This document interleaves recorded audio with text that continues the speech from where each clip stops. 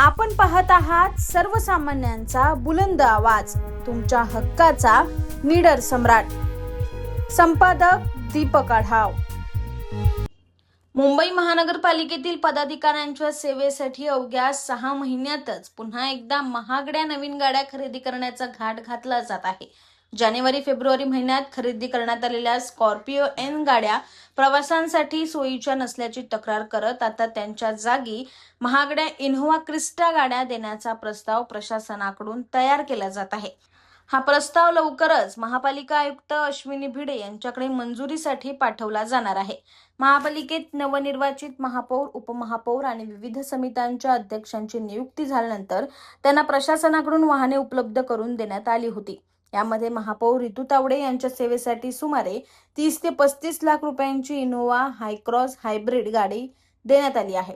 तर उपमहापौर, सभागृह नेते, विरोधी पक्ष नेते आणि विविध वैधानिक समित्यांच्या अध्यक्षांसाठी स्कॉर्पिओ एन वाहने देण्यात आली आहेत. मात्र देण्यात आलेली स्कॉर्पिओ एन ही गाडी प्रवासासाठी सोयीची वाटत नसल्याची थेट तक्रार सभागृह नेते गणेश खनकर यांनी केली आहे. त्यामुळे आता सभागृह नेते, विरोधी पक्ष नेते, उपमहापौर आणि 3 वैधानिक समित्यांच्या अध्यक्षांसाठी पुन्हा नव्या इनोव्हा क्रिस्टा गाड्या खरेदी करण्याची मागणी जोर धरू लागली.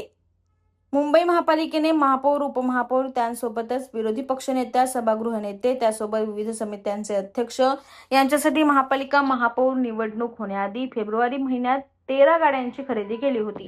ही प्रक्रिया प्रशासकीय राजवट असताना पार पडली, ज्यामध्ये महापौरांसाठी एक इनोव्हा हाय क्रॉस हायब्रिड गाडी व इतर उपमहापौर, सभागृह नेते, विरोधी पक्षनेते आणि विविध समित्यांचे अध्यक्ष यांच्यासाठी 12 स्कॉर्पिओ एन गाड्यांची खरेदी करण्यात आली. इनोव्हाची किंमत 30 लाख रुपये तर एका स्कॉर्पिओची किंमत 18 लाख रुपये आहे. असा एकूण 2,16,00,000 रुपये खर्च या वाहनांवर करण्यात आला.